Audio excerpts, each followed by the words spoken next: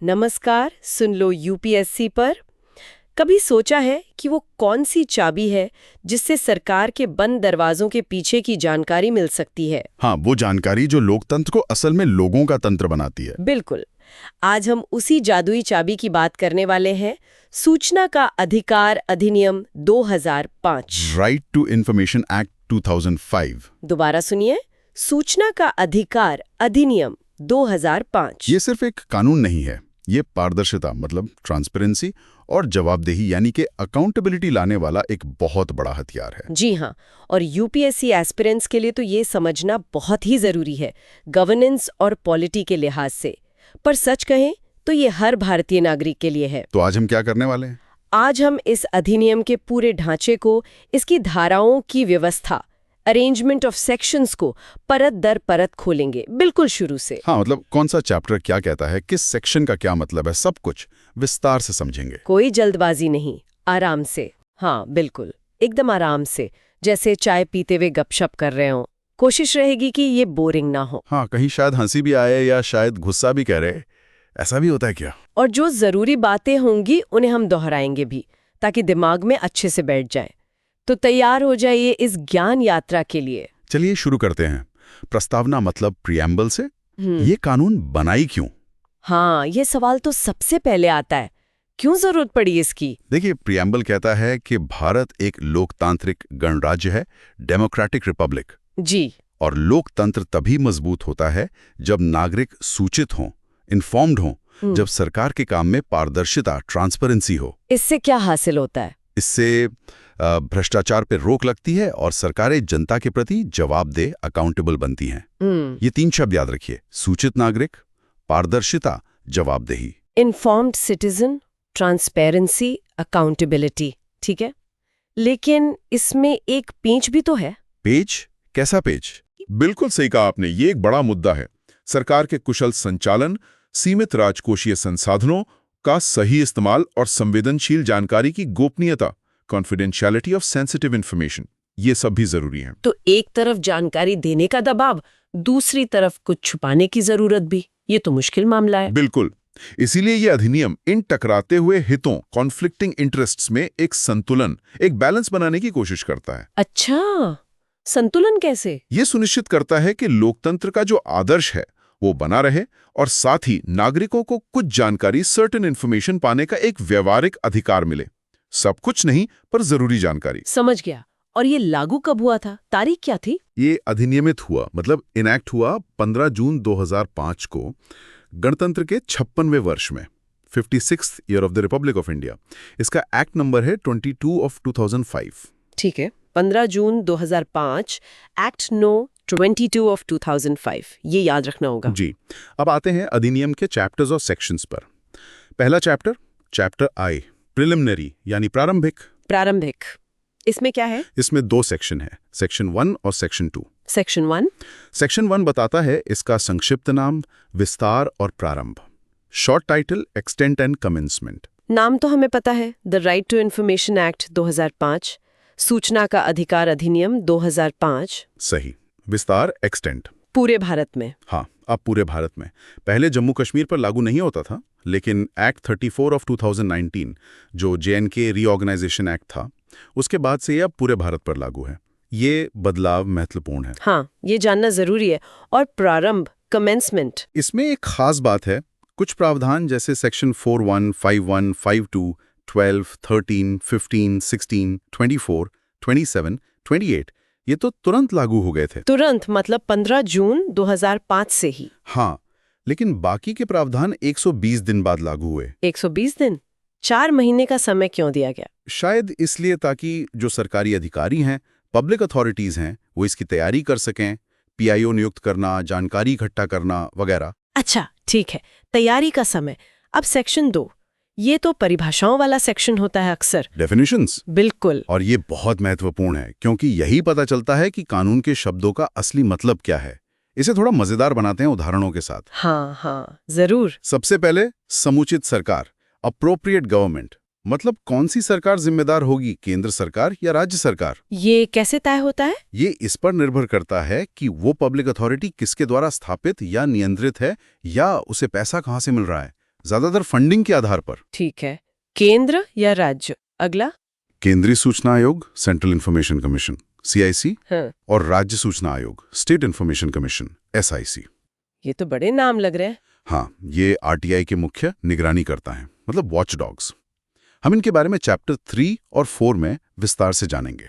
Okay, आगे। केंद्रीय लोक सूचना अधिकारी, central public information officer PIO। और राज्य लोक सूचना अधिकारी, state public information officer PIO। PIO, ये नाम तो सुना है। ये कौन होते हैं? ये है आपके पहले संपर्क बिंदु, फर्स्ट पॉइंट ऑफ कांटेक्ट। जब आप RTI आवेदन देते हैं तो इन्हीं को देते हैं। समझ लीजिए ये सरकार के इंफॉर्मेशन डेस्क हैं। ये नाम याद रखिए, PIO। ठीक है, इंफॉर्मेशन डेस्क, अच्छा एनालॉजी है। फिर आते हैं मुख्य सूचना आयुक्त, चीफ इंफॉर्मेशन कमिश्नर CIC, और सूचना आयुक्त, इंफॉर्मेशन कमिश्नर IC। ऐसे ही राज्य स्तर पर स्टेट CIC और स्टेट ICs। ये आयोग के सदस्य हुए। हाँ, ये आयोग के प्रमुख और सदस्य होते हैं। इनके बारे में भी आगे पढ़ेंगे। ठीक है, अगला। सक्षम प्राधिकारी, कॉम्पिटेंट अथॉरिटी। ये क्या है? अलग अलग संस्थानों के लिए जानकारी देने के नियम बनाने या PIO नियुक्त करने का अधिकार किसके पास है? वो सक्षम प्राधिकारी है। जैसे लोकसभा के लिए स्पीकर, राज्यसभा के लिए चेयरमैन, सुप्रीम कोर्ट के लिए chief justice of India, high court के लिए चीफ जस्टिस, राष्ट्रपति, राज्यपाल, केंद्र शासित प्रदेशों के एडमिनिस्ट्रेटर। अच्छा, मतलब संस्था के हिसाब से मुखिया बदल जाता है। बिल्कुल। अब सबसे जरूरी परिभाषा, सूचना, इंफॉर्मेशन। हाँ, ये तो जानना ही है कि हम मांग क्या सकते हैं। सेक्शन 2F में इसकी परिभाषा दी है। और भाई साहब, इसका दायरा बहुत बड़ा है। कितना बड़ा? क्या क्या आता है इसमें? अरे लगभग सब कुछ। कोई भी सामग्री किसी भी रूप में, जैसे रिकॉर्ड्स, दस्तावेज, मेमोज, ईमेल्स, मत, सलाह, एडवाइजेस, प्रेस विज्ञप्ति, परिपत्र, आदेश, लॉगबुक, संविदा, कॉन्ट्रैक्ट्स, रिपोर्ट्स, कागज पत्र, नमूने, मॉडल्स, आंकड़ों संबंधी सामग्री जो इलेक्ट्रॉनिक रूप में हो। बाप रे, ये तो बहुत कुछ है। ईमेल, सलाह, राय भी। हाँ, और इतना ही नहीं, इसमें वो जानकारी भी शामिल है जो किसी निजी निकाय से संबंधित है, जिसे कोई पब्लिक अथॉरिटी किसी और लागू कानून के तहत प्राप्त कर सकती है। क्या मतलब? प्राइवेट कंपनी की जानकारी भी मिल सकती है? अगर वो जानकारी किसी कानून के तहत पब्लिक अथॉरिटी एक्सेस कर सकती है तो हाँ, नागरिक भी RTI के तहत उसे मांग सकता है। मतलब लगभग सब कुछ जो सरकार के पास है या उसके नियंत्रण में है या उस तक पहुंच सकता है। याद रखिए, सूचना, इसका दायरा बहुत विस्तृत है। कमाल है। ठीक है, सूचना। अब अगला, अथॉरिटी। सेक्शन 2H, मतलब जानकारी देगा कौन, किससे मांगेंगे? हाँ, ये भी जानना जरूरी है। कौन है ये पब्लिक अथॉरिटीज? कोई भी अथॉरिटी या बॉडी या इंस्टीट्यूशन जो संविधान द्वारा या उसके अधीन बनी हो, संसद के कानून द्वारा बनी हो, राज्य विधानमंडल के कानून द्वारा बनी हो, या फिर सरकार द्वारा जारी अधिसूचना या आदेश से बनी हो। मतलब सरकारी संस्थाएं। हाँ, सरकारी तो है ही, पर इसमें वो निकाय भी शामिल हैं जिनका स्वामित्व, ओन्ड, नियंत्रण, कंट्रोल्ड या पर्याप्त रूप से वित्त पोषण, सब्सटैंशियली फाइनेंस्ड सरकार द्वारा होता है। अच्छा, मतलब अगर सरकार किसी संस्था को अच्छा खासा पैसा दे रही है तो वो भी पब्लिक अथॉरिटी है, जैसे कोई NGO। बिल्कुल। अगर किसी NGO को सरकार से सब्सटैंशियली फाइनेंस्ड यानी काफी हद तक पैसा मिलता है तो वो भी RTI के दायरे में आ सकती है। मतलब सरकारी पैसे या शक्ति का इस्तेमाल करने वाला लगभग हर कोई। ये याद रखिए, लोक प्राधिकारी, पब्लिक अथॉरिटी, समझ गया। सरकार और सरकार से जुड़े या पैसे लेने वाले संस्थान। हाँ, फिर है अभिलेख, रिकॉर्ड, सेक्शन 2I। इसमें क्या आता है? ये तो शायद आसान होगा। फाइलें, दस्तावेज। हाँ, कोई दस्तावेज, पांडुलिपि, मैन्युस्क्रिप्ट और फाइल। किसी दस्तावेज की माइक्रोफिल्म, माइक्रोफिश, प्रतिकृति प्रति, फैक्सिमिली कॉपी, माइक्रोफिल्म में सहेजी गई कोई छवि, इमेज, और कोई भी सामग्री जो कंप्यूटर या किसी अन्य उपकरण द्वारा तैयार की गई हो। मतलब फिजिकल और डिजिटल दोनों तरह के रिकॉर्ड। ठीक है, रिकॉर्ड। अब वो चीज जिसके लिए ये एक्ट है, सूचना का अधिकार, right to information, section 2J। हाँ, असली शक्ति।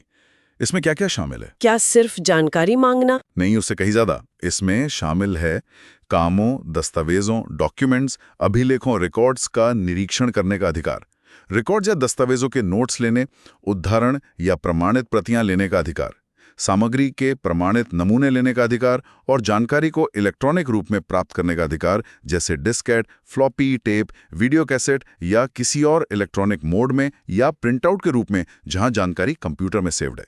अरे वाह, मतलब हम खुद जाकर फाइलें देख सकते हैं, सैंपल ले सकते हैं। जी हाँ, ये है असली शक्ति। याद रखिए, सूचना का अधिकार।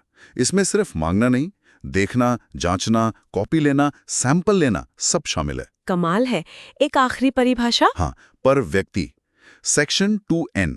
Third party. ये कौन है? आवेदक के अलावा कोई भी व्यक्ति।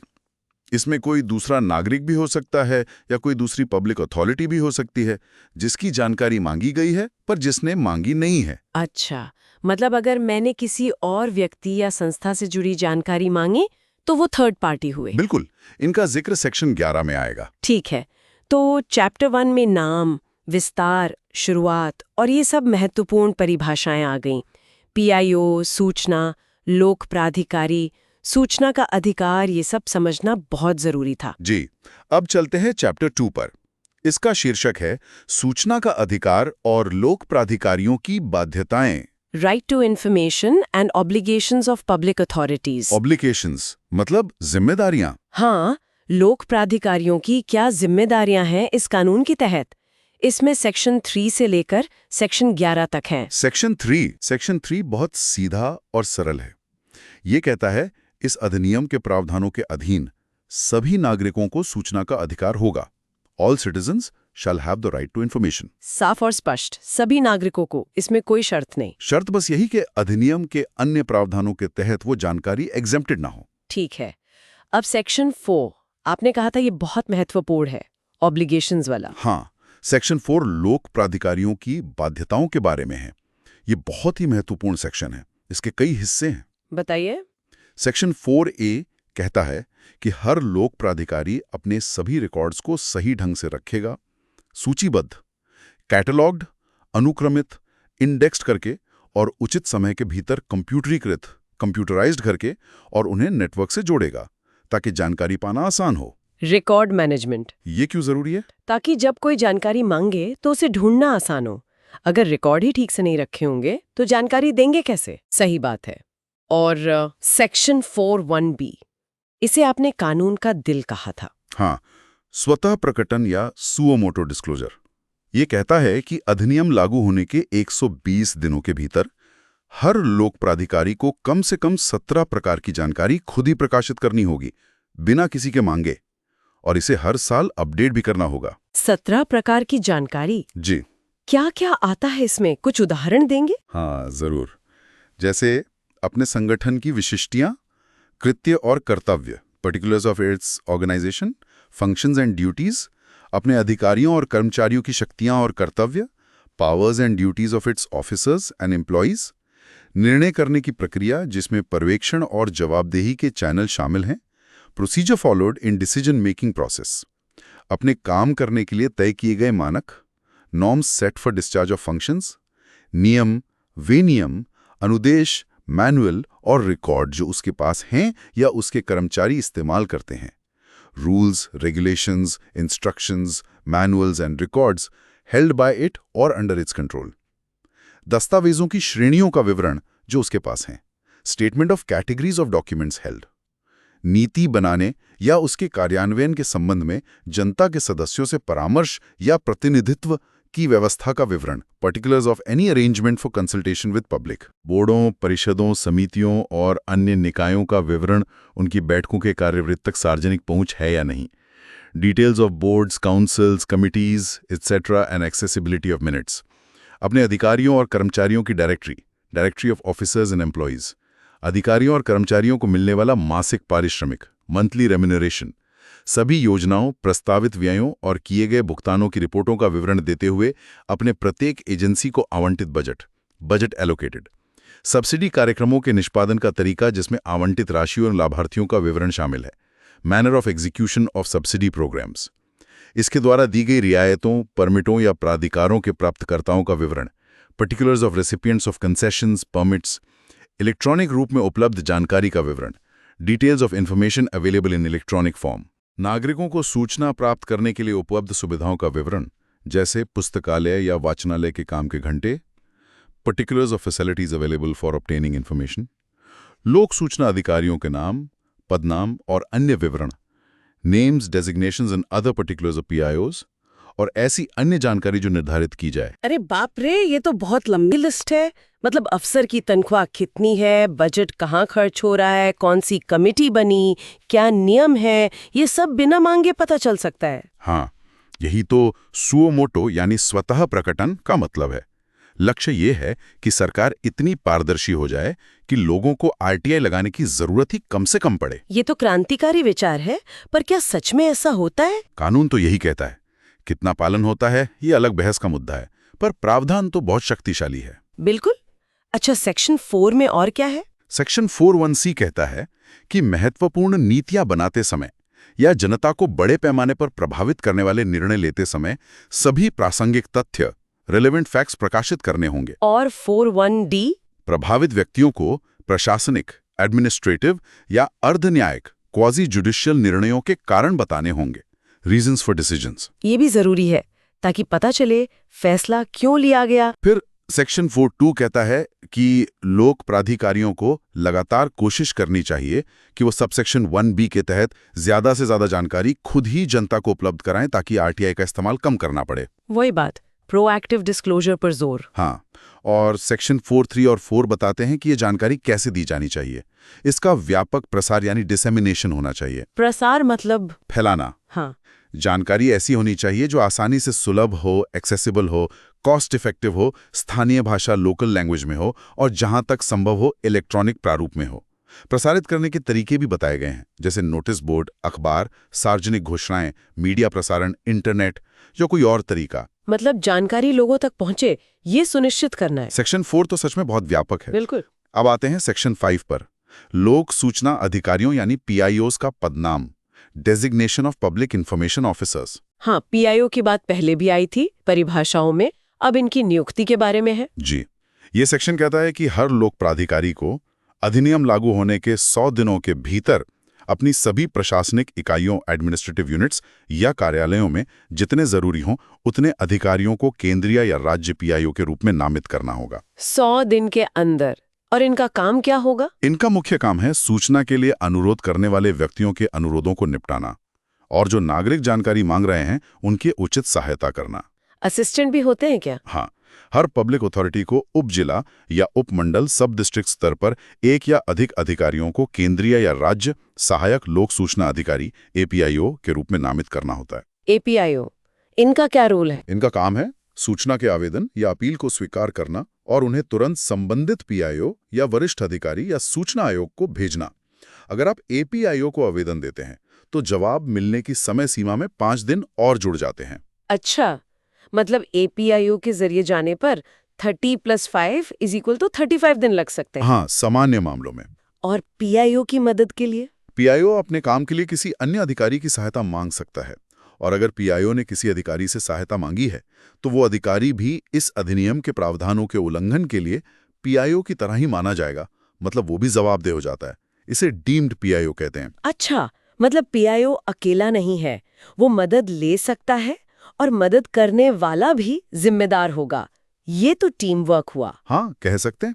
अब सेक्शन 6, सूचना भी प्राप्त करने के लिए अनुरोध, रिक्वेस्ट फॉर ऑब्टेनिंग इंफॉर्मेशन। आवेदन कैसे करें, इसका तरीका? कोई भी व्यक्ति जो जानकारी चाहता है वो लिखित रूप में या इलेक्ट्रॉनिक माध्यम से आवेदन कर सकता है। भाषा? अंग्रेजी या हिंदी या उस क्षेत्र की राजभाषा ऑफिशियल लैंग्वेज में। किसको भेजना है? संबंधित लोक प्राधिकारी के केंद्रीय या राज्य PIO को या APIO को।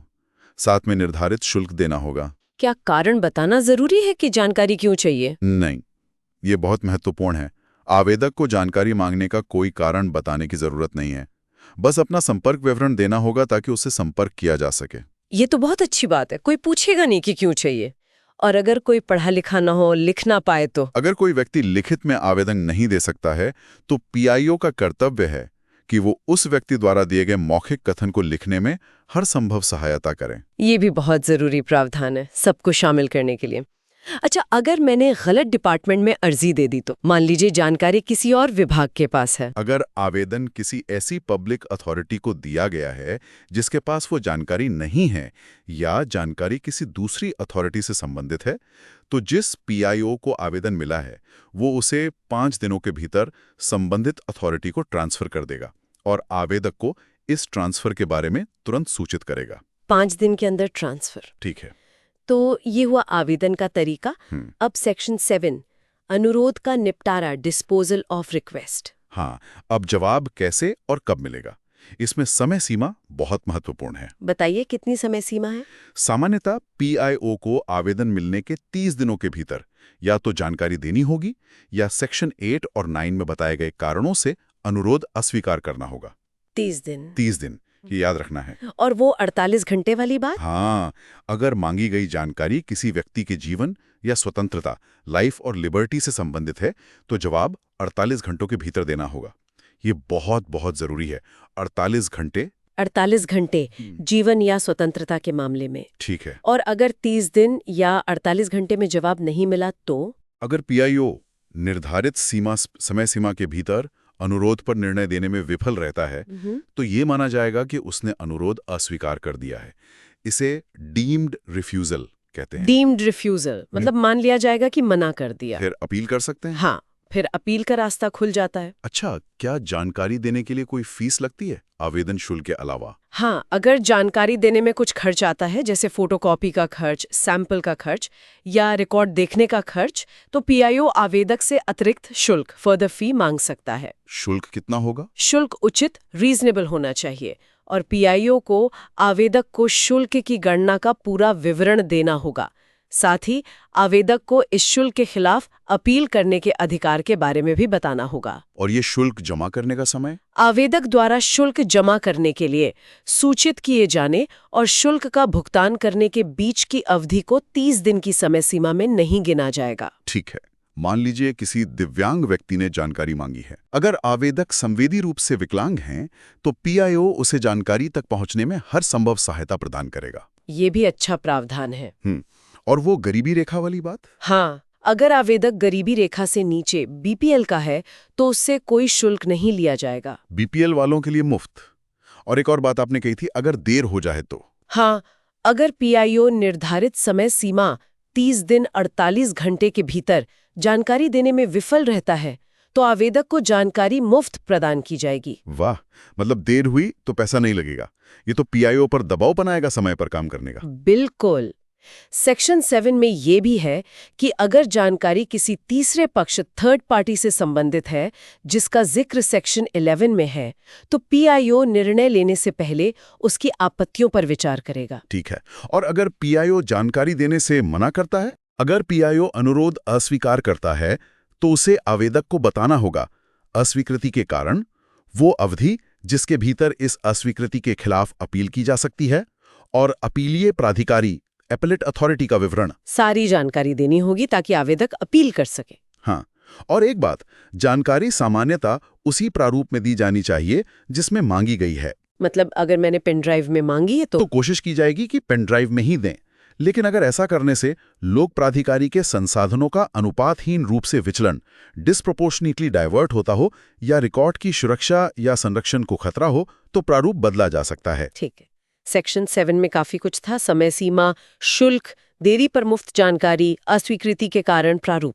जी हाँ। अब आता है सबसे चर्चित और शायद सबसे विवादास्पद सेक्शन, सेक्शन 8, सूचना के प्रकटन से छूट, exemption from disclosure of information. हाँ, वो बातें जो सरकार छिपा सकती है। इसमें क्या क्या है? सेक्शन 8(1) में 10 क्लॉज ए से जे तक हैं, जिनमें बताया गया है कि किन आधारों पर जानकारी देने से मना किया जा सकता है। ये बहुत ध्यान से समझने वाले हैं। ठीक है, एक एक करके देखते हैं। क्लॉज ए, ऐसी जानकारी जिसके प्रकटन से भारत की संप्रभुता और अखंडता, राज्य की सुरक्षा, रणनीति, वैज्ञानिक या आर्थिक हित, विदेश से संबंध पर प्रतिकूल प्रभाव पड़ता हो या किसी अपराध के लिए उकसावा मिलता हो। ये तो काफी व्यापक लगता है। राष्ट्रीय सुरक्षा वगैरह? हाँ, ये सामान्य छूट है जो कई कानूनों में होती है। क्लॉज बी, ऐसी जानकारी जिसके प्रकटन को किसी न्यायालय या अधिकरण, ट्राइब्यूनल ने स्पष्ट रूप से निषिद्ध किया हो या जिसके प्रकटन से न्यायालय की अवमानना, कंटेम्प्ट ऑफ कोर्ट होती हो। ठीक है, कोर्ट का आदेश या अवमानना। क्लॉज सी, ऐसी जानकारी जिसके प्रकटन से संसद या किसी राज्य विधानमंडल के विशेष अधिकार का हनन हो, breach of privilege. Okay. Clause D, वाणिज्यिक गोपनीयता, व्यापार रहस्य या बौद्धिक संपदा, इंटेलेक्चुअल प्रॉपर्टी सहित ऐसी जानकारी जिसके प्रकटन से किसी तीसरे पक्ष की प्रतिस्पर्धी स्थिति को नुकसान पहुंचता हो। मतलब कंपनियों की सीक्रेट जानकारी। हाँ, लेकिन इसमें एक शर्त है, जब तक कि सक्षम प्राधिकारी संतुष्ट न हो कि ऐसी जानकारी का प्रकटन व्यापक लोकहित, लार्जर पब्लिक इंटरेस्ट में आवश्यक है। अच्छा, तो अगर जनता का बड़ा फायदा हो तो ये जानकारी भी देनी पड़ सकती है। बिल्कुल, ये पब्लिक इंटरेस्ट ओवरराइड का सिद्धांत यहां से शुरू होता है। क्लॉज ई, ऐसी जानकारी जो किसी व्यक्ति को उसके विश्वास के संबंध, फ्यूडिशरी रिलेशनशिप के कारण उपलब्ध हो। फ्यूडिशरी रिलेशनशिप, ये क्या होता है? ये भरोसे का रिश्ता होता है, जैसे डॉक्टर मरीज, वकील क्लाइंट, यहाँ सरकार और किसी व्यक्ति या संस्था के बीच भरोसे का रिश्ता हो सकता है। तो ऐसी जानकारी नहीं मिलेगी? सामान्यता नहीं, लेकिन यहाँ भी वही शर्त है, जब तक कि सक्षम प्राधिकारी संतुष्ट न हो कि ऐसी जानकारी का प्रकटन व्यापक लोकहित, लार्जर पब्लिक इंटरेस्ट में आवश्यक है। फिर से पब्लिक इंटरेस्ट, ठीक है। क्लॉज एफ, किसी विदेशी सरकार से विश्वास में प्राप्त जानकारी, information received in confidence from foreign government. ये तो है, ठीक है, अंतर्राष्ट्रीय संबंधों के लिए जरूरी होगा। क्लॉज जी, ऐसी जानकारी जिसके प्रकटन से किसी व्यक्ति के जीवन या शारीरिक सुरक्षा को खतरा हो या जो कानून लागू करने, लॉ एनफोर्समेंट या सुरक्षा उद्देश्यों के लिए विश्वास में दी गई सूचना के स्रोत की पहचान करें। मतलब किसी की जान खतरे में ना पड़े या मुखबिर का नाम जाहिर ना हो। हाँ। क्लॉज एच, ऐसी जानकारी जो जांच, इन्वेस्टिगेशन की प्रक्रिया या अपराधियों को पकड़ने, एप्रीहेंशन या उन पर मुकदमा चलाने, प्रोसिक्यूशन में बाधा डाले। पुलिस या सीबीआई की जांच में रुकावट डालने वाली जानकारी। से क्लॉज आई, कैबिनेट के कागजात, कैबिनेट पेपर्स, जिसमें मंत्री परिषद, सचिवों और अन्य अधिकारियों के विचार विमर्श के रिकॉर्ड शामिल हैं। अच्छा, कैबिनेट मीटिंग की बातें गुप्त रहेंगी। हाँ, विचार विमर्श। लेकिन इसमें भी पेंच है। कैबिनेट के निर्णय, उनके कारण और जिस सामग्री के आधार पर निर्णय लिए गए थे, वो सब निर्णय होने और मामला पूरा या खत्म होने के बाद सार्वजनिक किए जाएंगे। मतलब फैसला होने के बाद पता चल जाएगा। हाँ, बशर्ते वो जानकारी खुद ही इस सेक्शन के तहत छूट प्राप्त ना हो।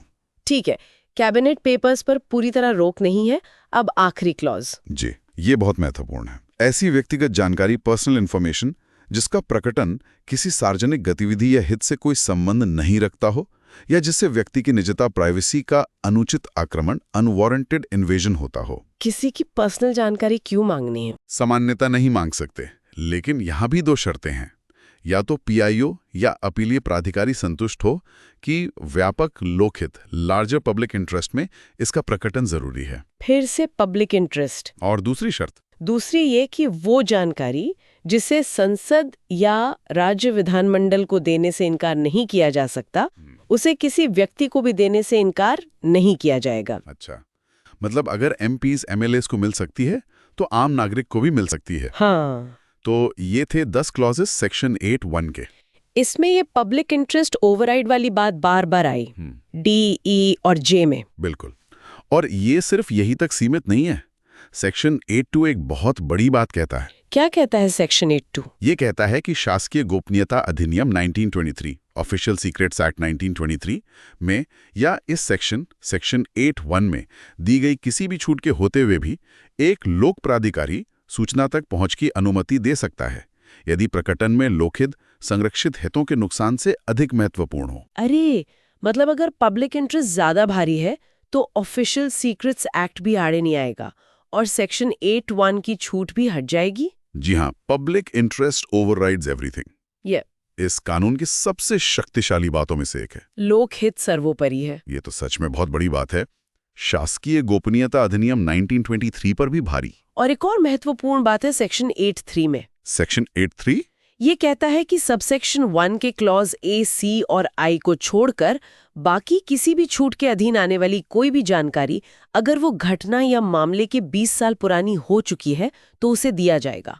20 साल पुरानी जानकारी, मतलब अगर कोई रिकॉर्ड 20 साल से ज्यादा पुराना है तो ज्यादातर छूटें लागू नहीं होंगी। हाँ, क्लॉज ए सुरक्षा, संप्रभुता, सी विशेषाधिकार हनन और आय कैबिनेट पेपर्स जो वैसे भी बाद में खुल जाते हैं, कुछ छोड़कर बाकी मामलों में 20 साल बाद जानकारी मिल सकती है।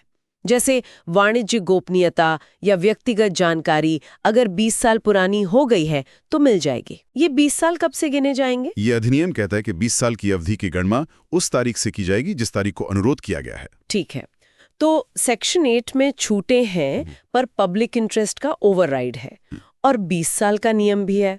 ये काफी संतुलित लगता है। हाँ, कोशिश यही की गई है।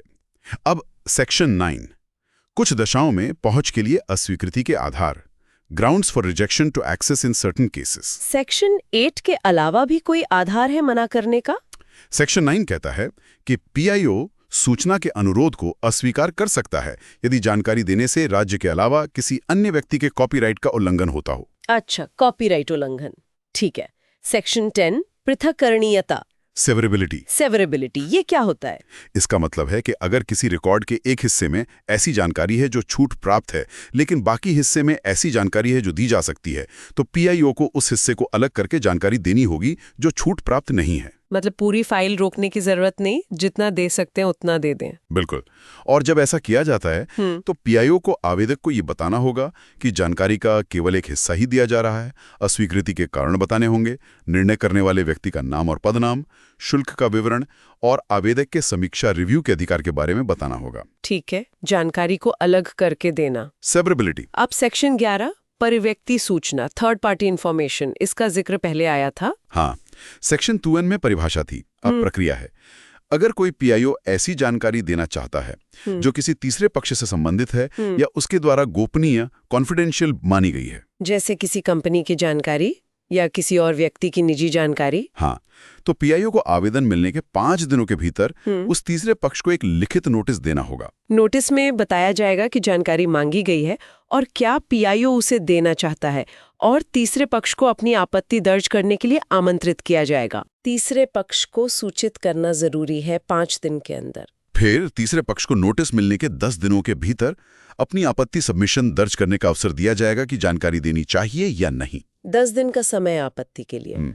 फिर पीआईओ क्या करेगा? पीआईओ तीसरे पक्ष की आपत्ति पर विचार करने के बाद आवेदन मिलने के 40 दिनों के भीतर जानकारी प्रकट करने या न करने के बारे में निर्णय लेगा और इस निर्णय की सूचना लिखित में तीसरे पक्ष को भी देगा। 40 दिन, सामान्य 30 दिन से ज्यादा। हाँ, क्योंकि इसमें तीसरे पक्ष को नोटिस देने और उसकी सुनवाई का समय शामिल है। क्या पीआईओ तीसरे पक्ष की आपत्ति को खारिज कर सकता है? हाँ, अगर पीआईओ को लगता है कि जानकारी देने में लोकहित पब्लिक इंटरेस्ट तीसरे पक्ष के संभावित नुकसान से ज्यादा महत्वपूर्ण है तो वो जानकारी देने का निर्णय ले सकता है। फिर से पब्लिक इंटरेस्ट। और अगर तीसरा पक्ष पीआईओ के फैसले से सहमत न हो तो तीसरे पक्ष को भी सेक्शन 19 के तहत अपील करने का अधिकार है। ठीक है, तो तीसरे पक्ष की जानकारी देने से पहले उसे सूचित करना, उसकी सुनना और फिर लोक हित को ध्यान में रखकर फैसला लेना, ये है सेक्शन 11। जी, तो ये था चैप्टर 2 जो आरटीआई और पब्लिक अथॉरिटीज की जिम्मेदारियों के बारे में था, सेक्शन 3 से 11 तक। इसमें section 4 proactive disclosure, section 7 timelines, section 8 exemptions and public interest और सेक्शन 11 थर्ड पार्टी बहुत महत्वपूर्ण है। हाँ, ये सब तो बहुत विस्तार से समझ आया। अब आगे? अब चैप्टर 3 केंद्रीय सूचना आयोग, the central information commission, CIC, section 12 से 14 तक। CIC, वो निगरानी वाली संस्था? हाँ, राष्ट्रीय स्तर पर। सेक्शन 12 इसके गठन की बात करता है। कौन गठन करता है इसका? केंद्र सरकार, सेंट्रल गवर्नमेंट, एक अधिसूचना द्वारा। इसमें कौन कौन होता है? स्ट्रक्चर क्या है? इसमें एक मुख्य सूचना आयुक्त, चीफ इंफॉर्मेशन कमिश्नर CIC होंगे और अधिकतम 10 नॉट एक्सीडिंग 10 केंद्रीय सूचना आयुक्त, सेंट्रल इंफॉर्मेशन कमिश्नर्स, ICs होंगे, जितने जरूरी समझे जाएं। CIC और ICs, इनकी नियुक्ति कौन करता है? इनकी नियुक्ति राष्ट्रपति द्वारा की जाती है। क्या राष्ट्रपति सीधे नियुक्त करते हैं? नहीं, एक समिति की सिफारिश पर। समिति में कौन होता है? इस समिति के अध्यक्ष होते हैं प्रधानमंत्री, प्राइम मिनिस्टर, सदस्य होते हैं लोकसभा में विपक्ष के नेता, leader of opposition the Lok Sabha, और एक केंद्रीय कैबिनेट मंत्री जिसे प्रधानमंत्री नामित करें। PM, LOP और एक कैबिनेट मिनिस्टर। विपक्ष के नेता अगर न हो तो? अधिनियम स्पष्ट करता है कि अगर लोकसभा में विपक्ष के नेता को मान्यता नहीं मिली है तो सरकार के विपक्षी दल के सबसे बड़े समूह के नेता को ही विपक्ष का नेता माना जाएगा। ठीक है। आयोग का काम कौन देखता है? आयोग के कार्यों का सामान्य अधीक्षण, निर्देशन और प्रबंधन मुख्य सूचना आयुक्त CIC में निहित होता है। CIC की सहायता ICs करते हैं। CIC और IC बनने के लिए योग्यता क्या चाहिए? क्वालिफिकेशन? वे सार्वजनिक जीवन में प्रतिष्ठित व्यक्ति होने चाहिए, जिन्हें विधि, विज्ञान और प्रौद्योगिकी, समाज सेवा, प्रबंधन, पत्रकारिता, जनमाध्यम या प्रशासन और शासन का व्यापक ज्ञान और अनुभव हो। काफी व्यापक क्षेत्र है। कोई प्रतिबंध भी है? डिस्क्वालिफिकेशंस? हाँ, वे संसद सदस्य या किसी राज्य केंद्र शासित प्रदेश के विधानमंडल के सदस्य MLA MLC नहीं होने चाहिए। वे कोई अन्य लाभ का पद धारण नहीं करने चाहिए, किसी राजनीतिक दल से जुड़े नहीं होने चाहिए और कोई व्यवसाय या पेशा नहीं करने चाहिए। मतलब स्वतंत्र और निष्पक्ष होने चाहिए। आयोग का मुख्यालय कहाँ है? दिल्ली में। लेकिन केंद्र सरकार की मंजूरी से आयोग भारत में अन्य स्थानों पर भी अपने कार्यालय स्थापित कर सकता है। ठीक है, ये हुआ घटन सेक्शन 12 में। अब सेक्शन 13, पदावधि और सेवा की शर्तें। Term of office and conditions of service. जी हाँ, CIC और ICS कितने समय के लिए पद पर रहेंगे और उनकी सेवा शर्तें क्या होंगी? कार्यकाल कितना होता है? टर्म। यहाँ एक बड़ा बदलाव हुआ है 2019 में। पहले CIC और IC का कार्यकाल 5 साल या 65 वर्ष की आयु, जो भी पहले हो, तक होता था। लेकिन RTI अमेंडमेंट एक्ट 2019 के बाद अब उनका कार्यकाल केंद्र सरकार द्वारा निर्धारित एज में be prescribed by the central government किया जाएगा। अच्छा, मतलब अब 5 साल फिक्स नहीं है, सरकार तय करेगी। हाँ, संशोधन के बाद यही स्थिति है। आयु सीमा अभी भी 65 वर्ष है। क्या उन्हें दोबारा नियुक्त किया जा सकता है? हाँ, रीअपॉइंटमेंट। मुख्य सूचना आयुक्त CIC के रूप में पुनर्नियुक्ति के पात्र नहीं है। और सूचना आयुक्त? IC। एक सूचना आयुक्त IC मुख्य सूचना आयुक्त CIC के रूप में नियुक्ति के लिए पात्र है, लेकिन IC और CIC के रूप में उनका कुल कार्यकाल मिलाकर 5 साल अब सरकार द्वारा निर्धारित अवधि से अधिक नहीं होगा। Note: tenure part needs careful phrasing due to the amendment. Correction: the amendment removed the fixed 5-year term linkage entirely, so an IC can become CIC, but their total tenure in both posts combined cannot exceed the age limit of 65, and the term for each post is now as prescribed by the central government. Let's rephrase. एक सूचना आयुक्त IC मुख्य सूचना आयुक्त CIC के रूप में नियुक्ति के लिए पात्र है, लेकिन उनका कार्यकाल अब केंद्र सरकार द्वारा निर्धारित नियमों के अनुसार होगा और अधिकतम आयु सीमा 65 वर्ष है। CIC के पद पर पुनर्नियुक्ति नहीं हो सकती। ठीक है, शपथ कौन दिलाता है? ओथ? CIC और ICS पद ग्रहण करने से पहले राष्ट्रपति या उनके द्वारा नियुक्त किसी व्यक्ति के समक्ष पहली अनुसूची फर्स्ट शेड्यूल में दिए गए प्रारूप के अनुसार शपथ लेते हैं। त्यागपत्र, रेजिग्नेशन। वे राष्ट्रपति को संबोधित करके अपने हस्ताक्षर सहित लेख द्वारा अपना पद त्याग सकते हैं। और हटाया जाना, रिमूवल। उन्हें सेक्शन 14 में बताई गई प्रक्रिया के अनुसार हटाया जा सकता है। वेतन और भत्ते, सैलरी एंड अलाउंसेस। यहाँ भी 2019 में बदलाव हुआ है।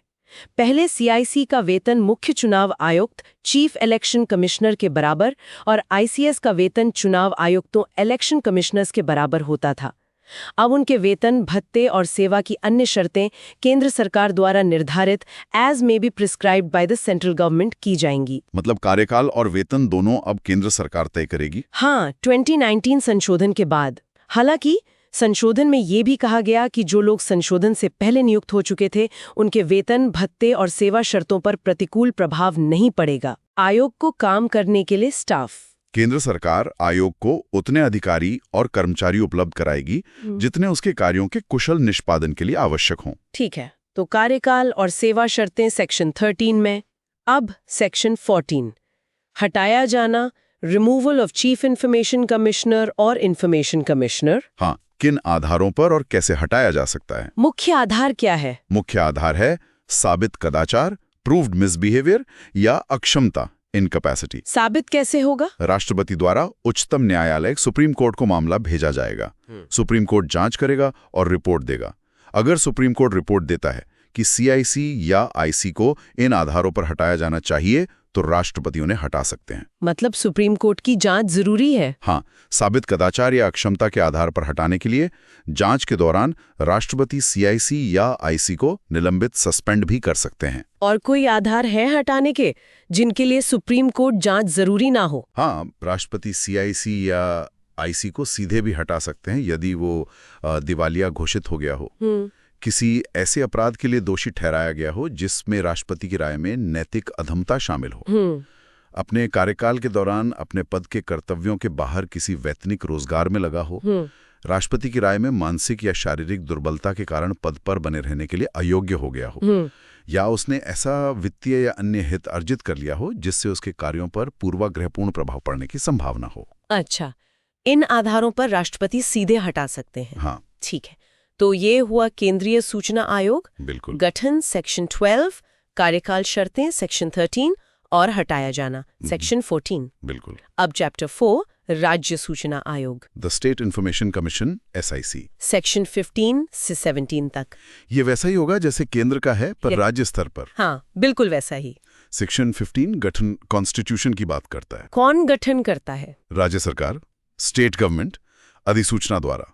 संरचना, स्ट्रक्चर, एक राज्य मुख्य सूचना आयुक्त state chief information commissioner SCIC और अधिकतम 10 राज्य सूचना आयुक्त स्टेट इंफॉर्मेशन कमिश्नर्स SICs। नियुक्ति कौन करता है? राज्यपाल एक समिति की सिफारिश पर। राज्य की समिति में कौन होता है? अध्यक्ष होते हैं मुख्यमंत्री चीफ मिनिस्टर, सदस्य होते हैं विधानसभा में विपक्ष के नेता leader of opposition in the legislative assembly, और एक राज्य कैबिनेट मंत्री जिसे मुख्यमंत्री नामित करें। विपक्ष के नेता वाली वही शर्त यहाँ भी लागू होती है। योग्यता और प्रतिबंध, क्वालिफिकेशंस, डिस्क्वालिफिकेशंस, बिल्कुल वही जो केंद्रीय आयुक्तों के लिए है। कानून, विज्ञान, समाज सेवा आदि में अनुभव, MP MLA ना हो, लाभ का पद ना हो आदि। मुख्यालय, हेडक्वार्टर्स, राज्य सरकार द्वारा राज्य में अधिसूचित स्थान पर राज्य सरकार की मंजूरी से राज्य में अन्य कार्यालय भी खोल सकते हैं। ठीक है, सेक्शन 15 हो गया। अब सेक्शन 16, पदावधि और सेवा की शर्तें, term of office and conditions of service. ये भी केंद्र जैसा। हाँ, 2019 संशोधन के बाद यहाँ भी कार्यकाल और वेतन भत्ते केंद्र सरकार द्वारा निर्धारित as prescribed by the central government किए जाएंगे। अधिकतम आयु सीमा 65 वर्ष। मतलब राज्य के आयुक्तों की सेवा शर्तें भी केंद्र सरकार तय करेगी। जी हाँ, 2019 संशोधन का यही प्रभाव है। पुनर्नियुक्ति, शपथ, त्यागपत्र, नियम केंद्र के समान है। SCIC पुनर्नियुक्ति के पात्र नहीं, SIC बन सकता है। शपथ राज्यपाल के समक्ष, त्यागपत्र राज्यपाल को। स्टाफ राज्य सरकार उपलब्ध कराएगी। ठीक है। अब सेक्शन 17, हटाया जाना, removal of state chief information commissioner और स्टेट इंफॉर्मेशन कमिश्नर। ये भी केंद्र के समान है। मुख्य आधार वही, साबित कदाचार या अक्षमता। जांच कौन करेगा? यहाँ राज्यपाल मामला सुप्रीम कोर्ट को भेजेंगे। सुप्रीम कोर्ट की जांच रिपोर्ट के आधार पर राज्यपाल उन्हें हटा सकते हैं। राज्य सूचना आयोगों के गठन, संरचना, नियुक्ति, कार्यकाल, सेवा शर्तों और हटाने की प्रक्रिया के बारे में बताया और 2019 के संशोधनों पर भी ध्यान दिया। बिल्कुल, ये आयोग इस कानून के कार्यान्वयन के लिए बहुत महत्वपूर्ण संस्थाएं हैं। अब चलते हैं चैप्टर V पर, सूचना आयोगों की शक्तियां और कृत्य, अपील और शास्तियां, powers and functions of the information commissions, appeal and penalties. इसमें सेक्शन 18, 19 और 20 हैं। अब आयोगों के काम और पावर की बात होगी। सेक्शन 18, शक्तियां और कृत्य, powers and functions of information commissions. ये सेक्शन बताता है कि CIC और SIC का कर्तव्य क्या है और उनके पास क्या शक्तियां हैं। क्या कर्तव्य है? उनका मुख्य कर्तव्य है किसी भी व्यक्ति से शिकायतें प्राप्त करना और उनकी जांच करना। किस तरह की शिकायतें? कई तरह की, जैसे अगर कोई व्यक्ति PIO नियुक्त न होने के कारण आवेदन जमा नहीं कर पा रहा है, अगर उसे जानकारी देने से मना कर दिया गया है, अगर उसे निर्धारित समय सीमा 30 दिन 48 घंटे में जवाब नहीं मिला है, अगर उससे अनुचित शुल्क अनरीजनेबल फी मांगा जा रहा है, अगर उसे लगता है कि उसे अधूरी, भ्रामक या गलत जानकारी दी गई है, या RTI के तहत रिकॉर्ड तक पहुंच प्राप्त करने या अनुरोध करने से संबंधित कोई अन्य मामला हो। मतलब RTI प्रक्रिया में किसी भी तरह की दिक्कत हो तो आयोग में शिकायत कर सकते हैं। हाँ, और अगर आयोग को लगता है कि ये शिकायत की जांच करने के लिए उचित आधार, रीजनेबल ग्राउंड्स हैं, तो वो जांच शुरू कर सकता है। सुओ मोटो पावर नहीं है, शिकायत पर ही जांच होगी। Correction, subsection 18(2) says Where the commission is satisfied that there are reasonable grounds to inquire into the matter, it may initiate an inquiry in respect thereof. This implies they can initiate inquiry based on complaint, not necessarily suo moto, on any matter. Let's stick to the text. आयोग शिकायत मिलने पर जांच शुरू कर सकता है। जब आयोग किसी शिकायत की जांच कर रहा हो तो उसके पास वही शक्तियां होंगी जो सिविल प्रक्रिया संहिता 1908 के तहत एक सिविल कोर्ट में निहित होती हैं। सिविल कोर्ट की शक्तियां जैसे व्यक्तियों को समन जारी करना और उन्हें हाजिर होने के लिए बाध्य करना, शपथ पर मौखिक या लिखित साक्ष्य देने और दस्तावेज प्रस्तुत करने के लिए कहना, दस्तावेजों की खोज और निरीक्षण, डिस्कवरी एंड इंस्पेक्शन की आवश्यकता, हाँ, शपथ पत्र पर साक्ष्य प्राप्त करना, किसी भी अदालत या कार्यालय से कोई सार्वजनिक रिकॉर्ड या उसकी प्रतियां मंगवाना, गवाहों या दस्तावेजों की जांच के लिए समन जारी करना, कोई अन्य मामला जो निर्धारित किया जाए। मतलब जांच के लिए काफी शक्तियां हैं इनके पास। हाँ, और सबसे महत्वपूर्ण शक्ति सेक्शन 18(4) में है। आयोग जांच के दौरान किसी भी ऐसे रिकॉर्ड की जांच कर सकता है जो किसी पब्लिक अथॉरिटी के नियंत्रण में है, और उस रिकॉर्ड को किसी भी आधार पर आयोग से रोका नहीं जा सकता। किसी भी आधार पर नहीं, मतलब सेक्शन 8 वाली छूटें भी यहाँ लागू नहीं होंगी। जांच के दौरान आयोग के सामने रिकॉर्ड पेश करने से मना नहीं किया जा सकता, भले ही वो जानकारी सेक्शन 8 के तहत छूट प्राप्त क्यों ना हो। आयोग उसे देख सकता है। ये बहुत बड़ी शक्ति है। वाकई। तो ये थी आयोग की शक्तियां और कृत्य सेक्शन 18 में। अब सेक्शन 19 अपील। हाँ, अगर आप पीआईओ के फैसले से खुश नहीं हैं या आपको जवाब ही नहीं मिला तो अपील कैसे करें? ये एक 2 टियर अपील प्रक्रिया है। 2 टियर मतलब 2 स्तर। हाँ, पहली अपील, फर्स्ट अपील, और दूसरी अपील, सेकंड अपील।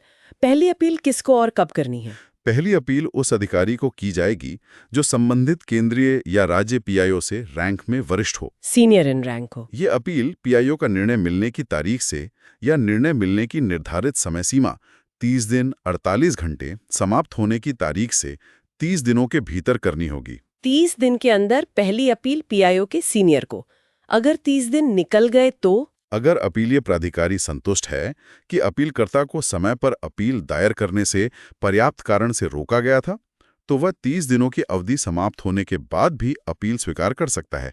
डिले कॉन्डोनेशन संभव है। ठीक है। और वो थर्ड पार्टी क्या वो भी अपील कर सकता है? हाँ, अगर पीआईओ ने सेक्शन 11 के तहत तीसरे पक्ष की जानकारी देने का आदेश दिया है, तो वो तीसरा पक्ष उस आदेश के खिलाफ 30 दिनों के भीतर पहली अपील कर सकता है। ठीक है।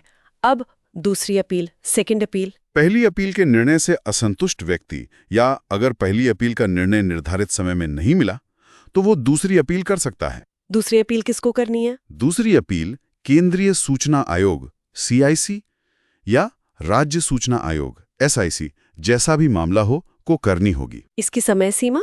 ये अपील उस तारीख से 90 दिनों के भीतर करनी होगी जिस तारीख को पहली अपील का निर्णय किया गया था या प्राप्त होना चाहिए था। 90 दिन। यहाँ भी देरी माफ हो सकती है? हाँ, अगर आयोग संतुष्ट है कि अपीलकर्ता को पर्याप्त कारण से रोका गया था तो 90 दिनों के बाद भी अपील स्वीकार की जा सकती है। अपील की सुनवाई में क्या होता है? अगर अपील किसी तीसरे पक्ष की जानकारी से संबंधित है तो आयोग तीसरे पक्ष को सुनवाई का उचित अवसर देगा, अपॉर्चुनिटी ऑफ बीइंग हर्ड। और ये साबित कौन करेगा कि जानकारी रोकना सही था? बर्डन ऑफ प्रूफ किस पर है? ये बहुत महत्वपूर्ण है। किसी भी अपील कार्रवाई में ये साबित करने का दायित्व ओनस टू प्रूव कि अनुरोध को अस्वीकार करना उचित था उस केंद्रीय या राज्य पीआईओ पर होगा जिसने अनुरोध अस्वीकार किया था। Onus is on the PIO. ये तो आवेदक के लिए बहुत अच्छा है। पीआईओ को साबित करना होगा कि वो सही है। बिल्कुल। अपील का निपटारा कब तक होना चाहिए? कोई समय सीमा है? अपील का निपटारा अपील दायर करने के 30 दिनों के भीतर किया जाना चाहिए, या लिखित कारण बताते हुए इस अवधि को 45 दिनों तक बढ़ाया जा सकता है। 30 दिन या अधिकतम 45 दिन। और आयोग का फैसला? केंद्रीय या राज्य सूचना आयोग का निर्णय बाध्यकारी होगा। बाइंडिंग मतलब मानना ही पड़ेगा। आयोग क्या क्या आदेश दे सकता है अपील में? आयोग के पास कई शक्तियां हैं। वो लोक प्राधिकारी से निम्न में से कोई भी कदम उठाने के लिए कह सकता है। जानकारी तक पहुंच प्रदान करना, विशेष रूप से किसी विशेष प्रारूप में केंद्रीय या राज्य पीआईओ नियुक्त करने का आदेश देना, कुछ जानकारी या जानकारी की श्रेणियां प्रकाशित करना, रिकॉर्ड के रखरखाव, प्रबंधन और विनाश से संबंधित प्रथाओं में आवश्यक परिवर्तन करना, अधिकारियों के लिए सूचना के अधिकार पर प्रशिक्षण का प्रावधान बढ़ाना, सेक्शन 41B के अनुपालन पर एक वार्षिक रिपोर्ट प्रस्तुत करना, आवेदक से किसी भी नुकसान या अन्य हानि के लिए मुआवजा देने की अपेक्षा करना। इस अधिनियम के तहत प्रदान की गई शास्तियां लगाना, आवेदन को अस्वीकार करना। काफी व्यापक शक्तियां हैं आयोग के पास। अपील में मुआवजा भी दिलवा सकता है। हाँ, आयोग को लोक प्राधिकारी को अपने निर्णय के अनुपालन के बारे में सूचित करने के लिए कहना होगा। ठीक है, तो ये हुआ अपील का पूरा प्रोसेस सेक्शन 19 में। अब सेक्शन 20 शास्तियां, पेनल्टीज, सजा। अगर पीआईओ गड़बड़ी करे तो क्या होगा? हाँ, ये जानना तो बहुत जरूरी है। क्या सजा है? अगर केंद्रीय या राज्य सूचना आयोग किसी शिकायत या अपील पर निर्णय देते समय इस राय का है कि केंद्रीय या राज्य पीआईओ ने बिना किसी उचित कारण, विदाउट एनी रीजनेबल कॉज के आवेदन लेने से इनकार कर दिया है, निर्धारित समय के भीतर जानकारी नहीं दी है, दुर्भावनापूर्वक मैलोफाइडली सूचना के अनुरोध से इनकार किया है, जानबूझकर नोइंगली गलत, अधूरी या भ्रामक जानकारी दी है, मांगी गई जानकारी को नष्ट कर दिया है या जानकारी देने में किसी भी तरह से बाधा डाली है, मतलब जानबूझकर या बिना वजह गड़बड़ी किया तो आयोग उस पीआईओ पर जुर्माना या पेनल्टी लगाएगा। कितना जुर्माना? 250 रुपए प्रतिदिन, जब तक आवेदन प्राप्त होता है या जानकारी दी जाती है। लेकिन कुल जुर्माना 25,000 रुपए से अधिक नहीं होगा। 250 रुपए रोज, मैक्सिमम 25,000 रुपए। ये तो ठीक ठाक रकम है। हाँ। लेकिन जुर्माना लगाने से पहले आयोग पीआईओ को सुनवाई का उचित अवसर देगा।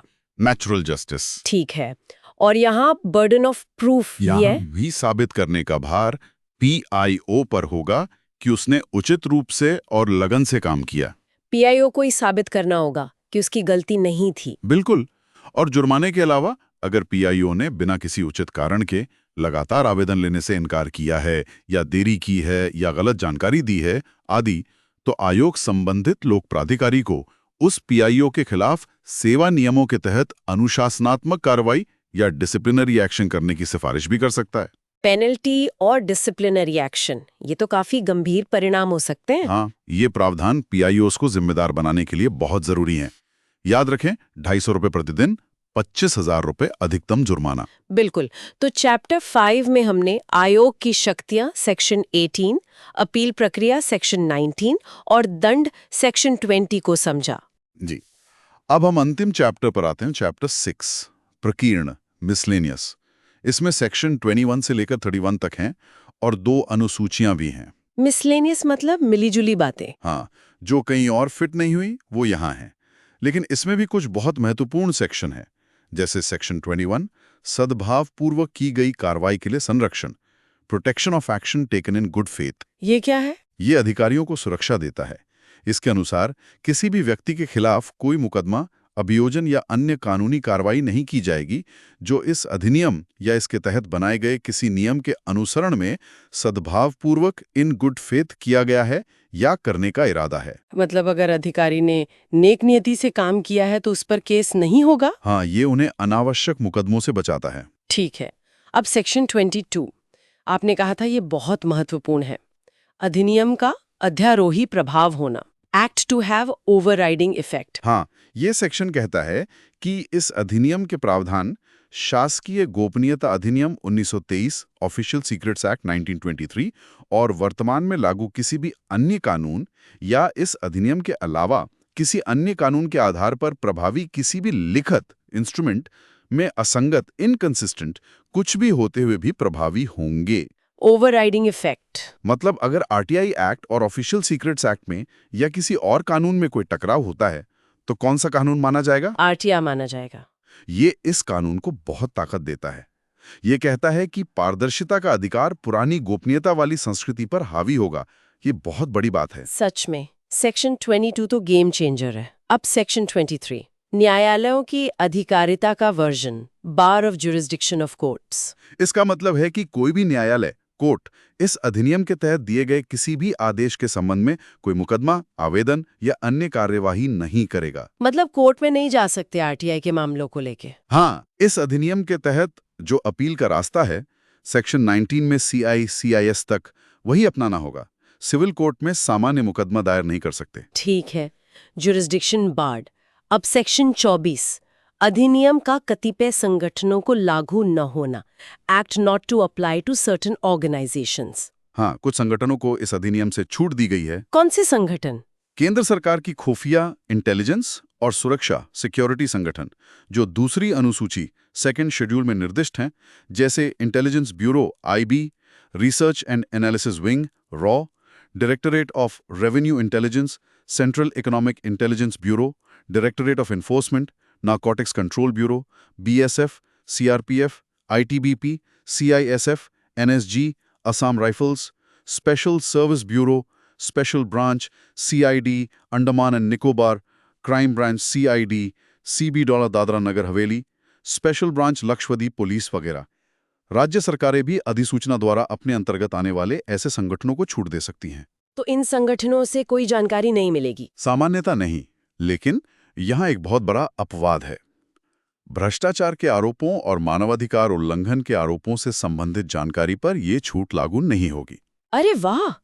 मतलब अगर इन सुरक्षा एजेंसियों में भ्रष्टाचार या मानवाधिकार हनन का मामला है तो आरटीआई लागू होगी? जी हाँ, ये जानकारी देनी पड़ेगी। इसका कोई प्रोसीजर है? हाँ, मानवाधिकार उल्लंघन के आरोपों के मामले में जानकारी केवल केंद्रीय या राज्य सूचना आयोग, जैसा भी मामला हो, की मंजूरी के बाद ही दी जाएगी और ऐसी जानकारी अनुरोध प्राप्त होने के 45 दिनों के भीतर प्रदान की जाएगी। 45 दिन, सामान्य 30 दिन की जगह, और आयोग की मंजूरी जरूरी है। ठीक है, ये बहुत महत्वपूर्ण अपवाद है। हाँ, केंद्र सरकार अधिसूचना द्वारा दूसरी अनुसूची में संशोधन कर सकती है, संगठन जोड़ या हटा सकती है। ऐसी हर अधिसूचना संसद के प्रत्येक सदन के समक्ष रखी जाएगी। ठीक है, सेक्शन 24 समझ आ गया। अब सेक्शन 25, मॉनिटर करना और रिपोर्ट देना, मॉनिटरिंग एंड रिपोर्टिंग। ये आयोगों की जिम्मेदारी है कि वो इस कानून के कार्यान्वयन की निगरानी करें और रिपोर्ट करें। कैसे? केंद्रीय और राज्य सूचना आयोग प्रत्येक वर्ष के अंत के बाद यथाशीघ्र उस वर्ष के दौरान इस अधिनियम के प्रावधानों के कार्यान्वयन पर एक रिपोर्ट तैयार करेंगे और उसकी एक प्रति क्रमशः केंद्र सरकार या राज्य सरकार को भेजेंगे। रिपोर्ट में क्या होगा? रिपोर्ट में हर लोक प्राधिकारी के संबंध में विवरण होगा, जैसे प्राप्त आवेदनों की संख्या, कितने निर्णयों में आवेदक को जानकारी नहीं दी गई, किन प्रावधानों के तहत दी गई और कितनी बार उनका उपयोग किया गया, आयोग के पास आई अपीलों की संख्या, अपीलों का स्वरूप और परिणाम, अधिकारियों के खिलाफ की गई अनुशासनात्मक कार्यवाही का विवरण, अधिनियम के तहत वसूले गए शुल्कों की राशि। अधिनियम की भावना और मंशा को लागू करने के लिए लोक प्राधिकारियों द्वारा किए गए प्रयासों का विश्लेषण, जिसमें सुधार के लिए सुझाव शामिल हैं। काफी विस्तृत रिपोर्ट होगी। इसका क्या किया जाएगा? केंद्रीय या राज्य सरकार इस रिपोर्ट को संसद के प्रत्येक सदन या राज्य विधानमंडल के समक्ष रखवाएगी। मतलब जनता के प्रतिनिधियों को पता चलेगा कि कानून कैसे काम कर रहा है। हाँ, और आयोग लोक प्राधिकारियों को कानून का बेहतर अनुपालन सुनिश्चित करने के लिए सिफारिशें भी दे सकता है। ठीक है, मॉनिटरिंग एंड रिपोर्टिंग, सेक्शन 26, समुचित सरकार द्वारा कार्यक्रम तैयार किया जाना, appropriate government to prepare programmes. यह सरकार की जिम्मेदारी बताता है कि वो इस कानून को बढ़ावा देने के लिए क्या करे। क्या करना है सरकार को? समुचित सरकार केंद्र या राज्य को जनता में, विशेषकर वंचित समुदायों, डिसएडवांटेज कम्युनिटीज में आरटीआई के बारे में समझ विकसित करने के लिए शैक्षिक कार्यक्रम बनाने होंगे। लोक प्राधिकारियों को इन कार्यक्रमों में भाग लेने के लिए प्रोत्साहित करना होगा। जनता को जानकारी का समय पर प्रसार सुनिश्चित करना होगा। अधिकारियों को प्रशिक्षित करना होगा और प्रशिक्षण सामग्री तैयार करनी होगी। और अधिनियम लागू होने के 18 महीने के भीतर आम जनता के उपयोग के लिए एक सरल गाइड, यूजर गाइड संकलित और प्रकाशित करनी होगी, जिसमें बताया गया हो कि अधिकारों का उपयोग कैसे करें, शुल्क कितना है आदि, और इसे नियमित रूप से अपडेट करना होगा। मतलब सरकार को भी एक्टिवली इस कानून को प्रमोट करना है और लोगों की मदद करनी है। 18 महीने में गाइड। जी।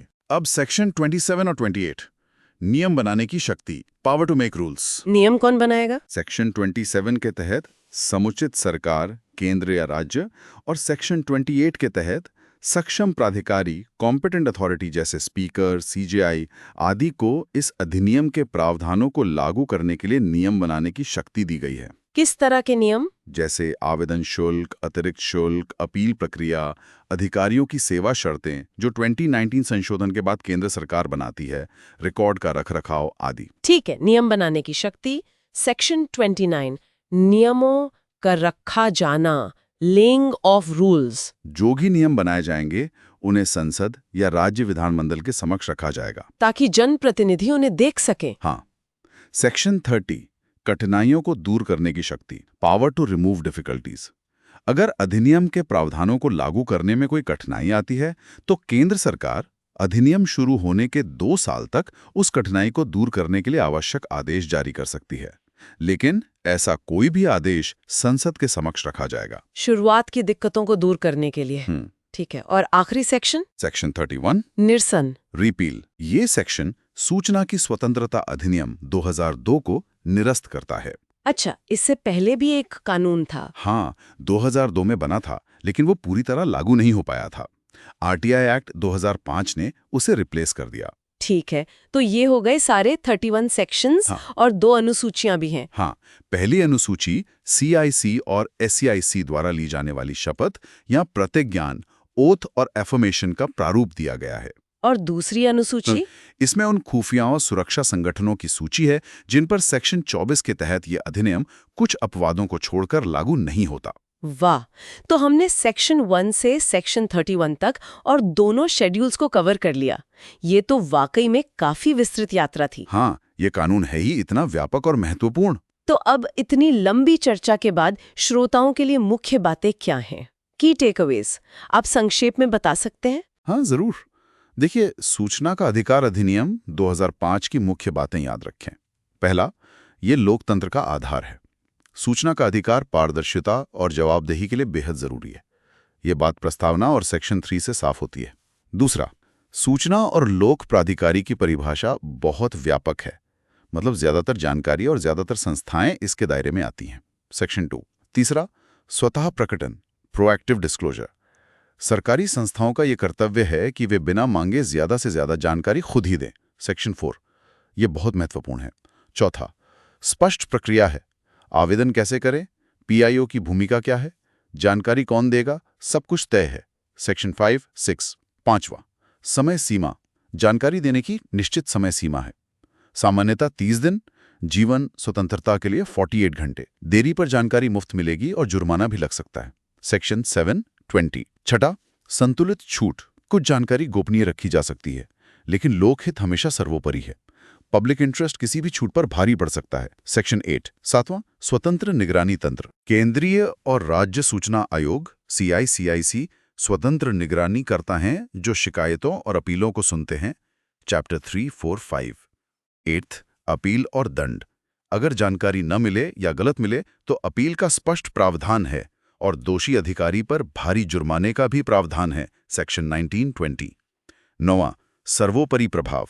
ये कानून शासकीय गोपनीयता अधिनियम 1923 जैसे पुराने कानूनों पर भी हावी है। सेक्शन 22। ये बहुत बड़ी बात है। और 10वां, सुरक्षा अपवाद में भी अपवाद। खुफिया और सुरक्षा एजेंसियों को सामान्यतः छूट है, पर भ्रष्टाचार और मानवाधिकार हनन के मामलों में उन्हें भी जानकारी देनी होगी। सेक्शन 24। बेहतरीन सारांश। ये 10 बिंदु इस पूरे अधिनियम का निचोड़ है। हाँ, ये मुख्य स्तंभ हैं इस कानून के। वाह, तो ये था सूचना का अधिकार अधिनियम 2005 का हमारा विस्तृत विश्लेषण। ये सिर्फ एक एक्ट नहीं है, ये वाकई लोकतंत्र की आवाज को मजबूत करने का, नागरिकों को सशक्त बनाने का एक जरिया है। बिल्कुल। UPSC वालों के लिए ये सिर्फ सिलेबस का हिस्सा नहीं है। ये समझना जरूरी है कि शासन असल में चलता कैसे है, उसमें पारदर्शिता कैसे लाई जाती है और भविष्य में आप एक अधिकारी के तौर पर इसमें कैसे योगदान दे सकते हैं। एकदम सही है। इसमें बहुत सारी बारीकियां हैं, जैसा हमने देखा। हमारी सलाह यही होगी कि इस चर्चा को शायद 1-2 बार और सुने, ताकि सभी प्रावधान, खासकर सेक्शन 4, 7, 8, 19, 20, 22 और 24 अच्छी तरह समझ आ जाए। हाँ, क्योंकि ये ज्ञान न सिर्फ परीक्षा में काम आएगा, बल्कि एक जागरूक नागरिक के तौर पर रोजमर्रा की जिंदगी में भी बहुत उपयोगी साबित हो सकता है। जी हाँ। और हाँ, अगर आपको ये विस्तृत चर्चा, ये ज्ञानवर्धक बातें पसंद आई तो सुन लो UPSC YouTube चैनल को सब्सक्राइब करना बिल्कुल ना भूलें। प्लीज़ इस वीडियो को लाइक करें, अपने उन दोस्तों के साथ शेयर करें जो UPSC या अन्य परीक्षाओं की तैयारी कर रहे हैं या जो सिर्फ एक जागरूक नागरिक बनना चाहते हैं। और नीचे कमेंट सेक्शन में जरूर बताएं कि आपको कौन सा सेक्शन सबसे महत्वपूर्ण लगा, या कि आपके मन में कोई सवाल है, या आप अगला कौन सा अधिनियम या विषय इसी तरह विस्तार से समझना चाहेंगे। आपके कमेंट्स हमारे लिए बहुत मायने रखते हैं। याद रखिए, ज्ञान ही शक्ति है। Information is power. RTI act को समझना आपको वो शक्ति देता है जिससे आप सवाल पूछ सकते हैं, जवाब मांग सकते हैं और इस व्यवस्था को बेहतर बनाने में अपना सक्रिय योगदान दे सकते हैं। सीखते रहिए, सवाल पूछते रहिए। बिल्कुल। और जाते जाते एक सवाल आपके लिए छोड़ जाते हैं। जैसा कि सरकारें लगातार ज्यादा डिजिटल होती जा रही हैं, डेटा का अंबार लग रहा है, आपको क्या लगता है सेक्शन 4 के तहत स्वतः प्रकटन प्रोएक्टिव डिस्क्लोजर का भविष्य क्या है? क्या टेक्नोलॉजी इसे और आसान बनाएगी या नई चुनौतियां पेश करेगी? सोचिएगा जरूर। इसी सोच के साथ जय हिंद। जय हिंद।